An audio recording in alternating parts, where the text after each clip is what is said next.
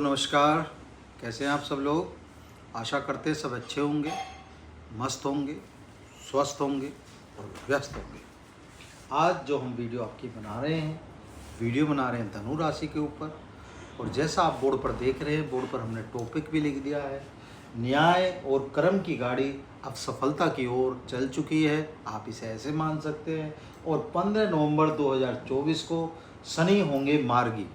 यानी जो शनि हैं, जो अब तक वक्री चल रहे थे, कब से चल रहे थे, 29 जून से वो वक्री चल रहे थे, तो अब 15 नवंबर को वो मार्गी होने जा रहे हैं। तो मार्गी होने का मतलब आप समझ सकते हो, कोई भी ग्रह जब मार्गी होता है और ख़ासकर शनि, तो अपनी दोगुनी ताकत से वो अपना काम करता है। उस दोगुनी ताकत से आपको सफलता की ओर ले जाता है, दोगुनी ताकत से आपको वो फल प्राप्त कराता है जिसकी आप और हम कल्पना नहीं कर पाते हैं। ठीक है।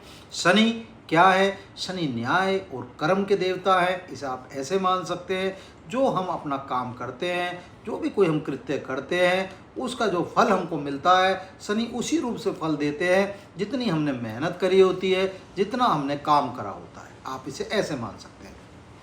तो शनि जहाँ पर विराजमान है, आप ये तो समझ लीजिए, अगर शनि का कहीं भी रोल है, शनि का जो रोल होता है वो एज अ जज के भांति होता है। और जो जज होता है, आपने देखा होगा, वो न्याय कब देता है? वो उसी चीज़ का न्याय देता है जो आपने जुर्म किया होता है। ठीक है।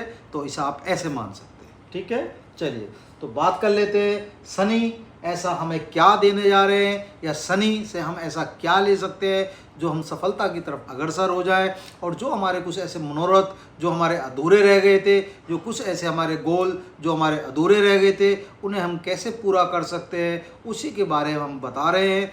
क्योंकि अभी जब शनि आपके रहेंगे, आपके 29/3/2025 तक, अभी वो आपके यहीं पर रहेंगे।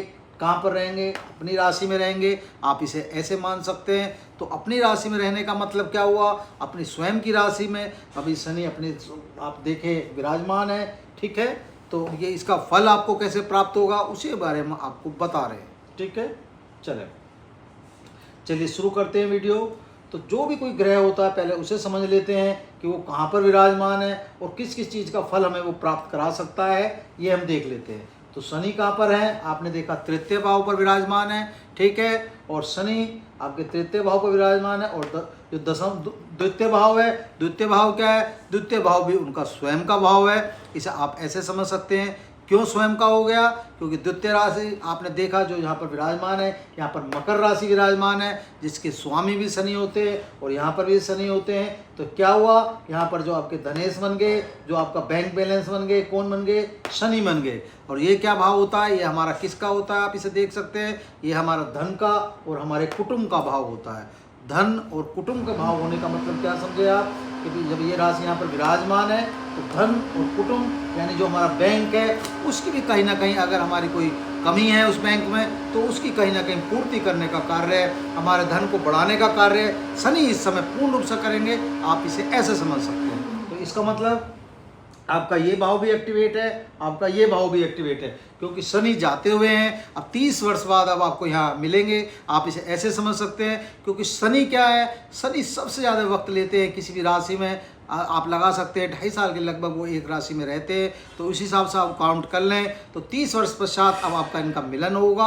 आप इसे ऐसे समझ सकते हैं। तो 30 वर्ष का जो अब तक ये आपको फल देने जा रहे हैं, वो भी आप अंदाज़ा लगा सकते हैं कि 30 वर्षों की जो तपस्या है, उसे वो कहीं ना कहीं पूरा करने जा रहे हैं। और जो समय आपको मिला है, इस समय में आपके वो गोल 100% वो पूरे करेंगे जिसकी आपने कल्पना भी नहीं करी होगी। बस थोड़ा सा अपने नियम अनुसार और अपने कर्म अनुसार अपने कर्म करते रहो, तो कहीं ना कहीं वो पूर्ण रूप से आपको सफलता प्राप्त करा देंगे।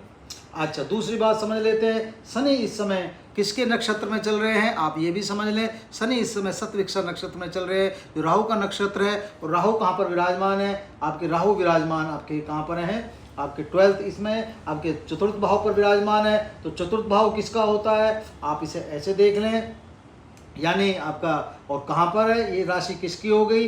राशि हो गई आपकी गुरु की, तो गुरु की राशि में विराजमान है यानी मीन राशि में विराजमान है, तो इसका मतलब ये भाव भी इनका कहीं ना कहीं एक्टिवेट हो गया। अब ये भाव एक्टिवेट हो गया तो कहीं ना कहीं ये भाव भी एक्टिवेट हो गया। क्यों हो गया? क्योंकि यहाँ भी जो राशि है ये धनु है, गुरु की राशि है, जिसके स्वामी गुरु होते हैं। तो अब क्या हुआ, कहीं ना कहीं इस भाव का भी ये फल आपको पूर्ण रूप से देंगे, इस भाव का भी फल देंगे, इस भाव का भी फल देंगे और इस भाव का भी फल देंगे। तो आप इसे ऐसे समझ सकते हैं। ठीक है, चलिए।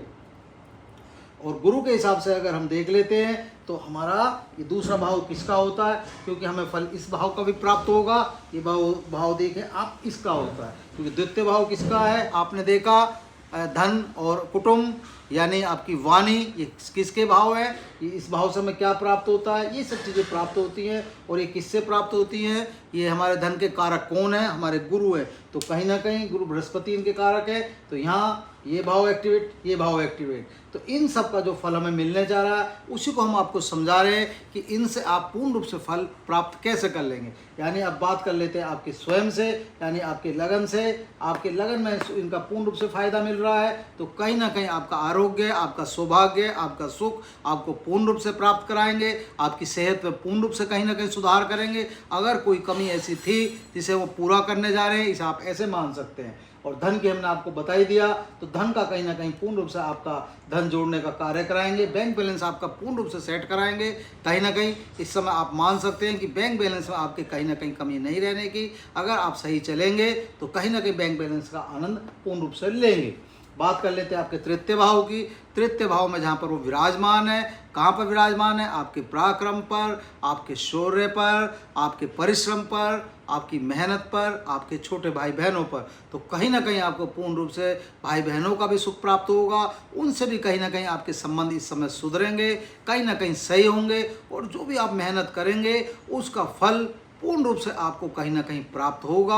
आप इसे ऐसे समझ सकते हैं। और जितने भी जो लोग हैं, जो इस समय वाणी से संबंधित लोग हैं, किसी भी टैलेंट से संबंधित लोग हैं, क्योंकि ये दूसरा भाव आपका टैलेंट का भी होता है, आपकी वाणी का भी होता है, तो आप इसे ऐसे समझ सकते हैं वे लोग भी कहीं ना कहीं सफलता पूर्ण रूप से प्राप्त करेंगे। उन्हें भी कहीं ना कहीं मतलब उस कला का उन्हें पूर्ण रूप से उसका आनंद मिलेगा या पूर्ण रूप से फल मिलेगा। आप इसे ऐसे समझें। बात कर लेते हैं आपके राहु की, क्योंकि राहु क्या है, राहु भी आपने देखा सतविक्षण नक्षत्र में शनि का नक्षत्र हो गया, इसे आप ऐसे समझ सकते हैं। तो यहाँ भी आपको पूर्ण रूप से फायदा दे रहे हैं। तो आप ऐसा एक चीज़ और मान सकते हैं, इस समय आपको कहीं ना कहीं वाहन सुख, मकान सुख की भी कहीं ना कहीं पूर्ति करा सकते हैं। क्यों करा सकते हैं? क्योंकि इन सब का संबंध कहीं ना कहीं लोहे से होता है। और लोहा क्या है, लोहे को हम शनि के रूप में भी देखते हैं। तो कहीं ना कहीं इन्वेस्ट भी आपकी करा सकते हैं, वो आप ऐसे मान सकते हैं। हमारा ये भाव हमारी माँ का भी होता है, तो माँ का विशेष ध्यान रखें। क्यों रखें? क्योंकि यहाँ पर राहु विराजमान है। और राहु क्या है, राहु कहीं ना कहीं भ्रम होता है। और ये चतुर्थ भाव जो होता है, जो चतुर्थ अगर राशि के ऊपर चलते हैं तो कर्क राशि होती है, जिसके स्वामी होते हैं चंद्रमा। तो चंद्रमा क्या है, चंद्रमा भी आपका कहीं ना कहीं मन होता है। तो मन के हारे हार होती है, मन के जीते जीत होती है। तो ये भी थोड़ा सा आप ध्यान रखें। तो कहीं ना कहीं आप इन्वेस्ट में कहीं ना कहीं आपकी कुछ भी अगर आपकी ऐसी अधूरी ख्वाहिश जो आपकी रह गई थी, गाड़ी वाहन मकान, इनके सुख भी कहीं ना कहीं प्राप्त करेंगे। आप इसे ऐसे समझ सकते हैं। ठीक है, बात कर लेते हैं आपके छठे भाव की। छठे भाव में आप देखेंगे रोग ऋण शत्रु। तो कहीं ना कहीं अगर गुरु के हिसाब से हम देखते हैं तो रोग ऋण और शत्रुओं से कहीं ना कहीं गुरु आपको निजात दिलाएंगे। आप इसे ऐसे मान सकते हैं। कहीं ना कहीं पूर्ण रूप से आपको इसकी सफलता प्राप्त होगी। कहीं ना कहीं ये आप मान लें। कहीं ना कहीं रोग से आपके शत्रुओं पर विजय प्राप्त कराने का कार्य करेंगे। आप इसे ऐसे मान सकते हैं। और दूसरी चीज़ आप ऐसे भी मान सकते हैं, क्योंकि ये 12वां भाव है, 12वें भाव का भी कहीं ना कहीं आपको फायदा मिलेगा। क्यों मिलेगा? आप इसे ऐसे समझें, क्योंकि 12वां भाव किसका है, 12 भाव को अगर हम देखते हैं, 12 मतलब इस राशि के हिसाब से देखते हैं तो ये मीन राशि के हिसाब से भी आता है। और मीन राशि गुरु की होती है व्यय का, यानी खर्चों का, यानी न्याय, आपका न्यायपालिका का, आपके हॉस्पिटल का। तो कहीं ना कहीं आपको इन सब चीज़ों में भी कहीं ना कहीं पूर्ण रूप से फ़ायदा होने जा रहा है। आपके कोई भी अगर केस वगैरह चल रहा था तो उसमें से भी कहीं ना कहीं आपको छुटकारा दिलाने का कार्य इस समय शनिदेव करेंगे। आप इसे ऐसे मान सकते हैं। कहीं ना कहीं पूर्ण रूप से आपको विजय प्राप्त कराएंगे, गुरु के हिसाब से विजय प्राप्त होगी। आप इसे ऐसे मान सकते हैं। ठीक है, चलिए बात कर लेते हैं जो शनि की हमारी 3 दृष्टि हैं, उन्हें भी हम समझ लेते हैं कि शनि की 3 दृष्टि हमारी कहाँ पर पड़ रही है। अगर पहली दृष्टि की बात कर लेते हैं तो 1 2 3 कहाँ पर आ गई, आपके संतान पक्ष पर आ गई, आपके भाग्य पर आ गई, आपकी बुद्धि पर आ गई।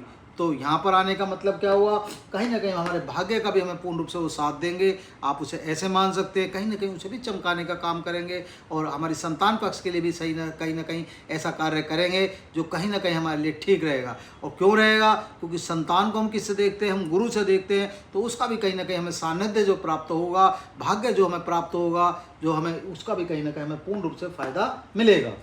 बात कर लेते हैं उनकी अगली दृष्टि की। अगर अगली दृष्टि देखते हैं तो आप देख सकते हैं 3, 4, 5, 6, 7 कहाँ पर आ गई, आपके धर्म पर आ गई और आपके भाग्य पर आ गई। तो इस बात की तो आप गारंटी मान ही लीजिए कि कहीं ना कहीं वो भाग्य को पूर्ण रूप से चमकाने का कार्य कर रहे हैं। और नवम भाव किसका होता है, नवम भाव भी आपके गुरु बृहस्पति का होता है, धनु राशि का होता है, आपसे आप ऐसे समझ सकते हैं। तो ये भाव भी आपका पूर्ण रूप से एक्टिवेट है। तो यहाँ भी आप पूर्ण रूप से कोशिश ये करें कि कहीं ना कहीं धर्म के नाम पर जो आप कर सकते हैं उसे जरूर करें। मजदूरों को कहीं भी अगर अन्न खिलाने का कार्य करेंगे, अपना कपड़ा दान करने का कार्य करेंगे, वस्त्र दान करेंगे या कुछ भी उनकी किसी भी जरूरत की पूरा करते हैं, तो कहीं ना कहीं शनि देव भी इन बातों से बहुत प्रसन्न होते हैं। आप इसका अंदाजा नहीं लगा सकते। शनि सबसे ज़्यादा खुश इन बातों से होते हैं कि आप जब किसी कमज़ोर वर्ग की या किसी मजदूर वर्ग की कहीं ना कहीं सेवा या किसी भी भाव से उसके साथ जो आप काम करते हैं, उस भाव को कहीं ना कहीं वो पूर्ण रूप से आपको चुकाने का कार्य करते हैं। आप इसे ऐसे समझ सकते हैं। और भाग्य आपका यहाँ पूर्ण रूप से उज्जवल हो रहा है, जागृत हो रहा है,